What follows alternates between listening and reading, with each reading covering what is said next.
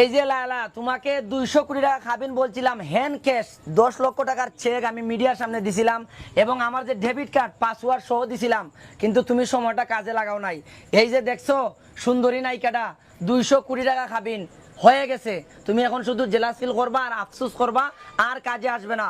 আমার মনে আছে, তোমার মনে আছে যে 10 লাখ টাকার হ্যান্ড ক্যাশ টাকার চেক দিয়েছিলাম আমি লেখা সাইন সহ। তুমি আমাকে পাসওয়ার্ডটা এখনো বলনি। পাসওয়ার্ড তোমাকে বলে দিব। লায়লা পুরো বলছো।